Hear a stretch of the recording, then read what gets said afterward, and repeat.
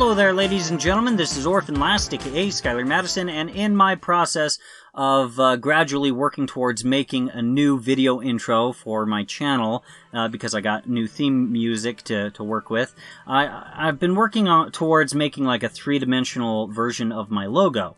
This I made during the weekend, and if you actually kind of slow the video down when I zoom in on this, there's a couple of shading issues. So I wanted to have a different, a second draft of this, and I kind of wanted to make a video to kind of show you guys just me working on it and all of that good stuff. So basically, there are topology issues with this specific mesh, even though I tried a few different techniques than what I tried out the first time around. And I think that my first few steps in the process of making this mesh was just about spot on.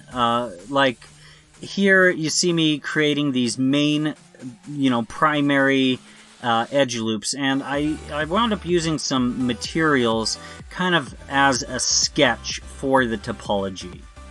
And that seems like it's, not a bad little practice to be in. I think I've seen like CG Cookie recommending doing something kind of like that. I'm not 100% sure on that, but it sure looks like that's some of what he's suggesting. Just to have some sort of visual as you're working on the mesh, having some colored face loops going on.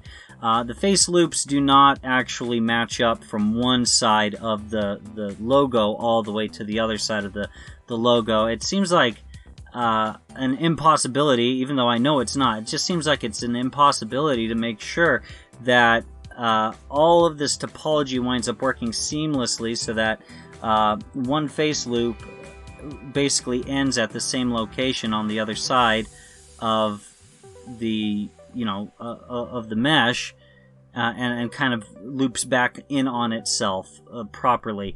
When there's just so much topology to deal with, I honestly don't know how people manage to do that. But there is a plugin, and it's only $3. And I'm thinking about purchasing it just simply because filling in all of the empty gaps in between these main edge loops was a bit of a nightmare, and it took a really long time to do. And in the end, it's not done properly. So, I'm thinking about getting the plugin. And the plugin, if a quick Google search will tell you everything that you need to know. Again, it's only like $3. It's called Smart Fill, and basically it allows you to just select a whole bunch of edges and just press F, and what it'll do is it'll actually create the mesh automatically, which sounds fascinating to me, and I'm kind of curious about how that would work out, and how it could help me possibly. And so yeah, something to look into, I guess. I suspect that it's possibly got its own issues, but if anyone's used that specific plugin, feel free to leave a comment down below to let me know. But here's something that, even though I struggled with the topology, it doesn't really matter. And here's the reason why, okay? First and foremost, it's not like I'm going to create a skeleton for this mesh, so there's not going to be a lot of distortion. Second of all, there's not really any, shading issues going on with the mesh. Things look the way that I want it to look. The topology may be bad, but as long as I'm not doing anything to distort any part of it, the topology won't be noticeable at all. Okay, solid surface modeling. It doesn't really even though you should always try to have the best topology as you possibly can. I'm sure. Even though that's the case where you want that, it's not always the most important thing, I guess, because you're still able to kind of compensate with that sort of thing, because it's not really being distorted. So yeah, anyhow, so here I'm kind of finishing up with some of the primary edge loops. You can see that I have a green version of edge loops, as well as kind of a blue version of edge loops, and this is just to distinguish the difference from one detail to the other on the logo. And here, I have also a white edge loop as well, and this happened pretty quickly, just for the jawline and the the nose and the ear. That's pretty much all that really remains to be done as far as it goes with edge loops and such like that. Now, to kind of continue talking about topology a little bit, there's got to be something like a book or something that can talk about more complex meshes and the sorts of techniques to have the best practices with topology. There's got to be a book like that somewhere, because other than using the Smart Fill plugin, I don't know what to do other than that. Trying to juggle all of that topology just seems discouraging and impossible, and honestly, I just kind of don't know what to do about it. Here, when I get all this congested topology, I don't really know what to really do about it, to be honest. Like they say, try to even out your topology, and I tried that as best as I can, but it still winds up being really dense there, and there's only so much that I can do to kind of even out each little quad, the size of it. There's only so much that I can do with that in order to try to get this thing to look right. I don't know if somebody that's experienced with topology, if you would like to do a screen share with me sometime, and maybe even let me record you if you wanted to be recorded. I don't know, that's kind of optional. But if you wanted to kind of look over this topology and kind of talk to me about the best practices when creating topology, then that would be great, because I'm pretty sure this thing is a freaking nightmare, and I don't really know what to do about that. You can see that, I do know some techniques to make sure that if you have a whole bunch of edge loops and you need there to be something like 3, I know how to reduce them down. You can see it throughout this video. I mean, I know a few little techniques here and there, but all of the videos that talk about topology really kind of dumb it down to as if you're only going to experience 1 or 2 experiences. They get a basic shape, like something like a cylinder or a UV sphere or something, and they cut a hole in it, and then they talk about how to deal with the topology with something like that. And that's not really that helpful. It's like taking the easiest, simplest problems and showing how to solve the easiest problems, rather than actually showing how to deal with how you're actually going to be creating a mesh. So I don't know. This is the most depressing part about all this, because you spend hours and hours and hours and hours and hours working on something, and it's just like you look at it and you're like, well, the topology sucks and I don't know what to do about it. That's depressing. There are some videos out there dealing with Blender where experienced Blender users, they say don't try to make everything perfect. I mean, try to get better, but it's never going to be perfect early on, and so just do your best. That's kind of like some of the advice that I've seen out there. But I understand that you can't expect too much out of yourself, but especially early on, as early as I am with Blender. But on the other hand, I'm also kind of filming myself as a newbie using Blender and trying to get better with it and teaching what I do know about it to people. and you know, to some extent it can be a little bit embarrassing, because it's like, this is where I'm at. And I mean, as much as I wish I was you know, better at this is just where I'm at. And so it just kind of, it grates on me, because it's kind of like the fear of it's kind of like the fear of trying to take on some giant masterpiece and knowing that you're going to fail in some instances with Blender. That's what it feels like.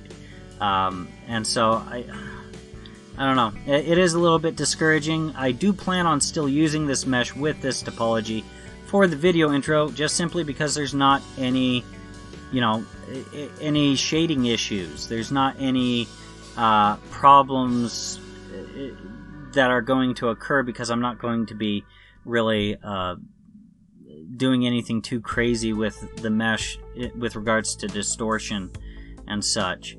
And so, I don't know. I guess another thing that I've noticed with some of the videos dealing with topology is that a lot of the time they'll all, like, they go through information way too fast. They describe each and every single different type of topology, and they don't show enough examples, is what I feel is happening. And so I, as a content creator, once I get to the point to where I eventually master this whole concept of topology, I want to be the guy to kind of explain each different type of topology and actually devote an entire video towards that sort of thing, to kind of get these ideas enough time to marinate in Blender users' heads, like newbie Blender users' heads, when I get to that point. And some of the reason why I'm mentioning this right now is just simply, you know, it's for documentation's sake, so that later on down the road I can watch my early Blender content and I'll be able to actually see what I was struggling with, what I wanted out of tutorials, what I wasn't getting out of them, and what I plan on doing about it later on. Sorry, I keep hiccuping. And yeah, the Smart Fill plugin, if you use it, like, would it solve every single one of my problems, or is it just kind of like something that just makes life a little bit more convenient? And like, it solves like 50% of your topology problems.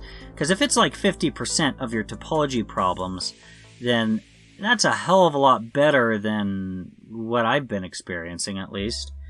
I mean, I'm pretty sure this is horrible. Like, I'm pretty sure like only like 5% of this is actually correct, other than the fact, like, I think I have maybe 2 triangles on this entire mesh, and I think I'm okay with that, just simply because it's such a small part of the topology, and once again, I'm not going to be distorting this. I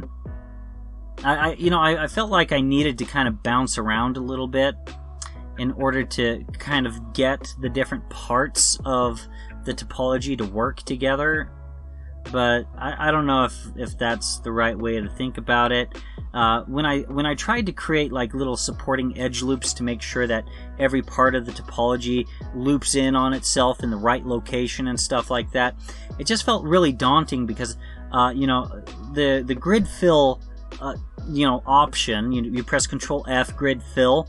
It rarely seems to work, and even when it does work, it seems like it does something that's like really discombobulated, that doesn't even resemble anything that's even remotely close to what you wanted. So I don't use grid fill very often, and so I used bridge edge loops a lot more often as well. So knowing what to do with those, the supporting edge loops, how many loop cuts they need, it baffles my brain. How do you even know where to even start with that?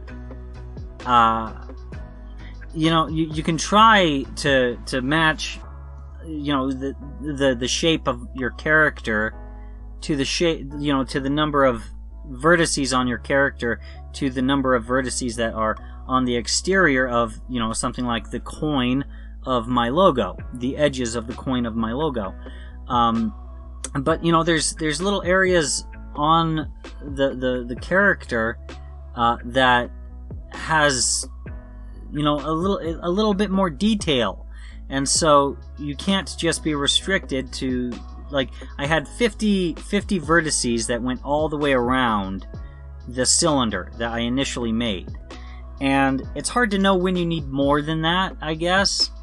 And because, like, how are you supposed to magically know you're going to need more than that? And I just, I don't know, if there's an experienced Blender user that feels like they have an answer to these questions, like, I am interested in what your answers might happen to be, because this is kind of ridiculous. Like, I'm pretty sure what I'm doing right here, like, I kind of bumble around until I finally get this this topology to kind of work here. But even though it works in terms of, hey, yeah, there's every single thing is a quad here, but it sure looks freaking hideous. Like, beyond that, I really don't know what to do about it. Like, I think I got it right just right about now, finally. Oh nope, I got 5 vertices right there. So here I'm just, yeah, so I backtrack eventually. You can see me trying to get, oh wait, maybe, let's see, nope, I backtracked, and let's see, oh right, I made a loop cut going this direction, and then a loop cut going all the way around, and then I kind of redirected it to do something wonky. Since it's just one loop cut, it's not like you can get rid of one loop cut. You can get rid of like 3 loop cuts together to make like just 2 or something like that, and kind of get those 2 to kind of merge in with other existing loop cuts, basically. But if you just have one loop cut, there's, like, you can redirect it, but you can't just get rid of one loop cut, if that's all there is, as far as I understand, at least. Here I'm actually getting rid of my sketchy materials that I've been using to color this whole thing, and you can actually see me just kind of deselecting the things. Basically, all I'm selecting at this point is everything that needs to be black, and I create a material for black, and then I go ahead and select everything that needs to be red at this point, and then create a red material. And here we go with that. I think I have one more thing, like one more loop cut to go. Yep, right there. And I decided pretty close to here eventually that, hey, I kind of want to have a subdivision surface modifier, and so some of the work from this point forward, it's not just me playing around with color. It's me I'm mainly just dealing with trying to get the topology to look good with a subdivision surface modifier. I also kind of extruded the all of the black parts. No, actually, I extruded the red down into the coin, and I tried to kind of play with facial features. I rotated them a little bit, but later on, I have loop tools, the loop tools plugin activate on my Blender. So basically, I wound up eventually getting rid of the strange little bits that I wound up kind of modifying to try to add dimension to the face and stuff like that, like what you would see on a quarter. I wound up getting rid of that. I wound up selecting all of that and then just right-clicking loop tools and then flatten. Here I'm creating some edge loops, kind of supporting edge loops, to try to make it so that when I activate the subdivision surface modifier, that it's not so wonky. And sometimes when I select a bunch of faces and press inset, I don't necessarily want an inset on everything that gets inset, and it's not like you can just get rid of, you know, all of that that winds up being in areas that you don't want. So I wound up using the cut tool, and you know, I wound up using merge by distance pretty frequently to make sure that, you know, I'm not creating unexpected topology here and there. But what I didn't anticipate is if you actually pay attention right here, somehow, even though I was really careful working with the topology, you know, some of the topology wound up kind of folding in on itself, and so I wound up having to kind of zoom in areas and just kind of, you know, unfold it so that, you know, the normals are just, you know, flat rather than being folded up. You can see it right there. You know, there it was so bad, I just decided, okay, I'm just gonna make 2 triangles right there. Not a big deal. It's just such a small portion of the topology, and I keep looking at it, and some of it is kind of praising, and some of it's just kind of criticizing. Kind of thinking, okay, well, I should probably have supporting edge loops here and there. And now I'm kind of playing around with the materials, basically I gave everything quite a bit of a metallic sort of texture, and got rid of a lot of the roughness, and yeah, that seemed to work out pretty well. I have no idea what I'm doing here, but evidently I'm selecting the glasses. Oh right, I'm insetting, and then I'm using the cut tool once again. I'm noticing every time that I turn on the subdivision surface modifier that there are distortions that I don't like. Some of the distortions that the subdivision surface modifier kind of created, it kind of modified the actual logo in a way that I kind of like. And so pretty soon here you're going to be able to see the final result of it, and I've tried to make this look as close to my animated 2-dimensional version of my logo as humanly possible, and you know, but with a few little alterations. I would love to have this as like a metallic coin in my pocket. It looks awesome. I love it. I love it. Anyways, guys, that pretty much concludes it for this video. If you guys enjoyed it, please feel free to like, share, and subscribe. And if you guys would like to have more participation with my community, feel free to join my Discord. A link is in the video description below. If you'd like to support this channel, there's an image of my mascot in the upper right corner of the screen. It leads to my Patreon. And if you've enjoyed this content and would like to see more, feel free to click on anything else that's appearing on the screen right now. Thank you very much for your time.